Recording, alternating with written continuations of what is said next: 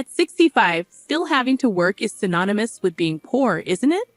Until that moment, her demeanor had been nothing but cheerful.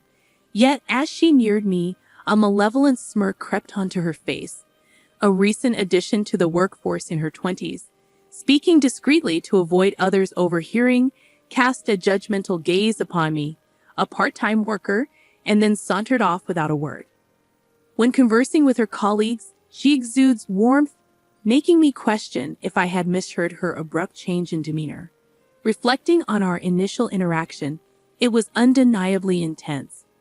But that was merely the tip of the iceberg. My name is Mara Coleman, a part-time employee at Global Mart, a renowned national supermarket chain. With stores recently proliferating across all 50 states, the branch where I work remains a quaint countryside outpost. Despite its lack of glitz compared to the ever-expanding new locations and its slightly antiquated charm, it fosters a cozy atmosphere, attracting a loyal local clientele. I joined the workforce here in my 20s, shortly after tying the knot. In the past, it resembled more of a quaint general store rather than a sprawling supermarket. As the years passed, the town, its inhabitants, and the store underwent transformations, evolving into a nationwide chain. I temporarily stepped away from work to focus on raising my child, but once my parental responsibilities lightened, my affection for the store drew me back. Now, as the longest-serving member of the team, I find myself meticulously attending to every minor detail. "Oh my, this floor could use a good cleaning," I muttered to myself as I bent down with a rag in hand, ready to scrub away. Suddenly, a voice pierced the silence. "What on earth are you doing crouched there? You're blocking the way." Surprised, I spun around to find a young woman with her hair fashioned into two bunny-like knots, clad in a Global Mart uniform, though unfamiliar to me. As I pondered whether she was a new recruit, she folded her arms and shot me a stern look. There's no point in doing useless tasks, but cleanliness is crucial for the store. Cleaning a spot that no one sees is just a waste of time, isn't it? Don't you dare talk back to me. You're just a part-timer, she snapped, catching me off guard with her sudden appearance and outburst. Later, our manager introduced me to her, Juliana, a recent graduate who had joined Global Mart that spring and was assigned to our store for initial field training. Juliana greeted the assembled part-time and temporary staff with a beaming smile. "Please be kind to me. I'm determined to work hard." Her cheerful disposition was a stark contrast to her earlier demeanor. Perhaps her earlier harsh words were merely a product of first-day nerves. Lost in thought, I watched as Juliana finished her introductions and made her way over to me. "You're Mara, right? I've heard you're the most experienced person here." "Yes, I've been here for quite some time," I replied. "Well, it's quite obvious you're older," Juliana remarked, her smile vanishing, replaced by a sneer. "Working at 65, one must be in dire straits financially." Excuse me?" I stammered, taken aback by her unexpected comment. Juliana leaned in close, her words intended for my ears only. Shocked into silence, I watched as she chuckled and returned to the manager's side. Her interaction with the manager mirrored her earlier amiable demeanor. I initially brushed off the sudden shift in her attitude, chalking it up to a misunderstanding. However, whenever Juliana and I found ourselves alone, she would hurl derogatory remarks my way. Once, as I labored to move heavy items, she remarked, "Even at your age, must you subject yourself to such strenuous work for survival? How pitiable."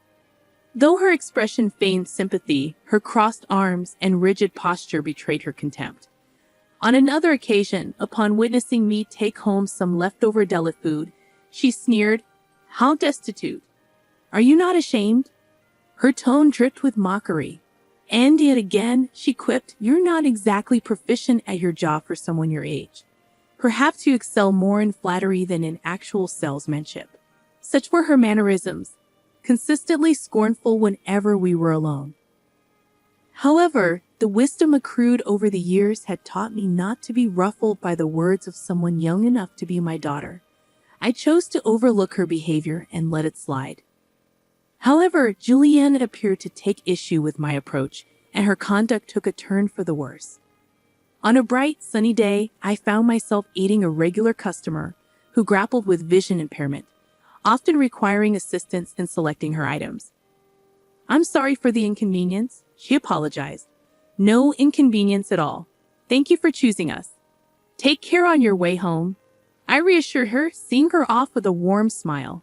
Upon returning inside, I was met with Juliana, her hands planted firmly on her hips, though her voice was hushed to avoid drawing attention from other customers and staff.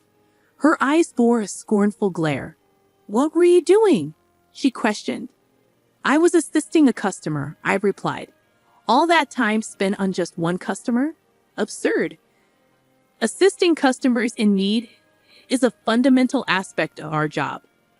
"That's such a provincial mindset," Juliana scoffed. "What do you mean?" I inquired. "If you're spending so much time with one customer, you should be focused on making more sales. Can't you grasp that concept? With all due respect, we can't generate sales without prioritizing customer satisfaction," I countered. "Don't argue with me. You're just a part-timer. If you continue to act against the store's interests, you'll be terminated," Juliana retorted before retreating to the back office. I let out a deep sigh as she departed. Frankly, I found it challenging to keep pace with her relentless demands, despite my genuine passion for the job. Juliana's on-site training as a fresh recruit spanned a mere 2 weeks, with one already behind her. Knowing I just had to endure one more week made the situation somewhat bearable. Mentally preparing myself to persevere, I returned to my duties. As the week drew to a close, Juliana's training concluded, and she bid farewell to the store. Before business hours, she greeted the assembled staff with her customary radiant smile. The manager commended her efforts, giving the impression that she had only displayed her positive side to them. Curious, I inquired about Juliana from other colleagues. They described her as somewhat green but affable and cheerful. Perhaps they were more forgiving because she was still in training. It was a shrewd move on her part, I thought to myself. As I stood there, a whirlwind of emotions surged within me, surprise mingled with a begrudging admiration. Juliana sauntered over, her smirk laced with amusement. "I've had a little chat with the manager about you," she declared. "What did you tell him?" I inquired cautiously. "Oh, just a few things about your incompetence," she replied with a dismissive wave. "The manager values my youth and competence over your outdated skills. It's only a matter of time before you're let go. You should consider it a blessing to be rid of this burden." With a gleeful laugh, Juliana departed, leaving me with a mixture of relief and unease. Would her demeanor always be so venomous? Although her training had ended, she would soon be assigned elsewhere, perhaps never to return to the store. The prospect of enduring her presence again filled me with dread. With a heavy heart and a lingering sense of apprehension, I let out a deep sigh. A month had elapsed since Juliana's departure when I found myself standing outside the company's towering headquarters in the city. My nerves fluttered. Visits to headquarters were rare for me. Gazing up at the imposing structure, I took a moment to steady my racing heart. "I can't linger here forever," I muttered to myself, feeling the tug of urgency. With a quick adjustment of my jacket, I hastened inside the building. After completing my task, I realized it was already well past lunchtime. Having missed my meal, I made my way to the employee cafeteria nestled within the premises. Despite the hour, the cafeteria still bustled with activity as I scanned for an empty seat. Just as I settled down to enjoy my pasta, a familiar high-pitched, metallic voice cut through the air. Without needing to turn around, I recognized whose voice it belonged to. "Why is an old lady, you, here at headquarters, Juliana?" "It's been a while," came Juliana's voice, swiftly followed by her boss's presence. She must have caught herself, aware that such a remark wouldn't fare well in front of her superior. Strong-willed against the vulnerable, yet meek in the presence of authority. Perhaps that was Juliana's nature. Suppressing a smile, I replied, "I had a meeting scheduled here today." "A meeting for someone like you? Just a part-timer?" She retorted. "Every perspective from the field holds significance. Don't belittle it." I countered calmly. The input of a low-level part-timer like you isn't required. Juliana shot back. Are you out of your mind? She began, her voice initially restrained but escalating as she continued.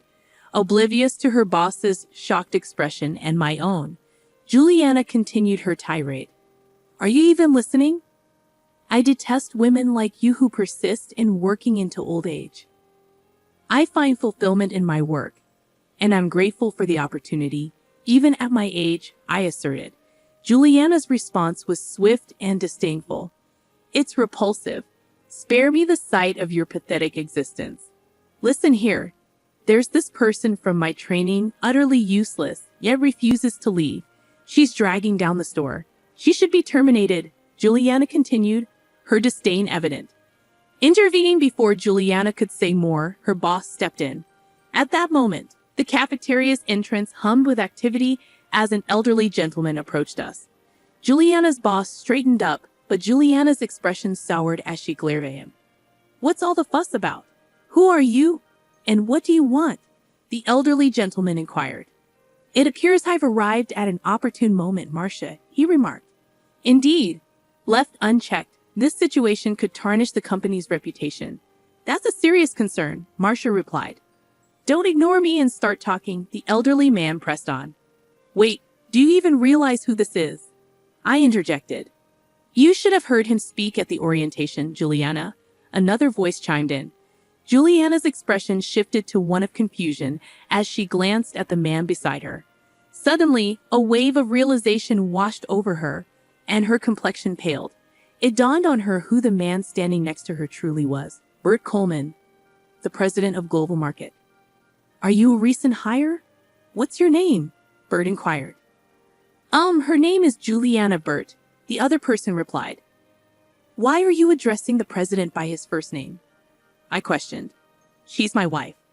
It's only natural for her to call me by my name, Bert clarified. Huh? Juliana's eyes darted between me and Bert, her confusion palpable.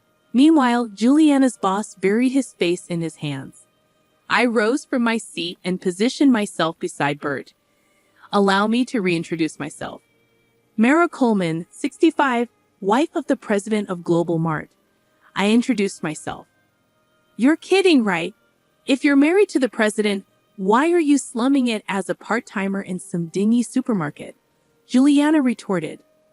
As I said, I genuinely enjoy working. Global Mart began as a humble venture that Bert and I launched together. As it flourished, he assumed the role of president. However, I've always cherished a direct connection with customers, hence my decision to continue working part-time. Interestingly, aside from the manager, nobody at my workplace is aware of my relationship with the president. That dingy store you mentioned happens to be the very first Global Mart branch, the cherished establishment Bert and I initiated. So, the meeting wasn't a ruse. Mara attends these gatherings monthly as a representative from the field. It's been a while since she's been physically present. They've mostly been conducted online lately, Juliana's boss clarified. That's correct. Hence, I was feeling a bit apprehensive today, I added. That's preposterous, Juliana interjected. What's preposterous? I inquired. If I had known you were the president's wife, I wouldn't have acted the way I did. You deceived me, Juliana accused. Her face flushed with anger, seemingly on the verge of confrontation. However, her boss stepped in front of me, serving as a buffer. It was Bert who addressed Juliana next. I've heard about you from Mara, but forming judgments solely based on hearsay is hardly fair. I wanted to assess the situation firsthand. Now let's not escalate matters. What? I overheard your conversation with Mara earlier. It seems you're not a good fit for our company, Juliana countered, her tone defiant. Please hold on. There's been a misunderstanding, I interjected. Indeed, it's all just a misunderstanding. Allow me to clarify. We can call the manager from the training store. He can attest to my dedication and performance, I proposed. I've already spoken with the manager, Juliana's boss revealed. He was well aware of your actions behind the scenes. I requested him to stay quiet about it, given your status as a trainee. From the outset, I have reported Juliana's misconduct to the manager, aiming to shield other staff members from its effects. However, in the hope that she might amend her behavior as a new employee, we refrained from taking immediate action. Unfortunately, it appears that hope was misplaced. As I elucidated the situation, Juliana appeared utterly dumbfounded, her mouth gaping open and closed like a fish out of water. I offered her a sympathetic smile. Those who jeopardize the store's well-being inevitably face consequences, don't they? With a flush creeping up her cheeks, Juliana wordlessly sank into her seat. Her boss extended profuse apologies to us before escorting the deflated Juliana away. Subsequent investigation revealed that she was a relative of the HR manager and had secured her position through illicit means. Apparently, Juliana, desperate in her job search, had resorted to offering money to the HR manager, dipping into her parents' retirement savings. Upon discovering the truth, her parents were incensed, disowning her and ejecting her from their home. Thus, she found herself not only jobless but also homeless. Yet, with her knack for charming others and her resilience, she'd likely find her footing elsewhere, perhaps even in a nocturnal occupation. I could only hope that she wouldn't fall prey to unsavory influences. Meanwhile, Bert appeared somewhat disheartened, grappling with the revelation of an employee's misconduct, pondering whether it stemmed from the company's expansion. I offered him reassurance. Let's return to our roots and collaborate at the store once more. Bert's face brightened with a smile. That sounds perfect, he responded. Working in the store is my very essence. It's akin to nurturing our own offspring from its inception. I aspire to remain there perpetually, always wearing a smile.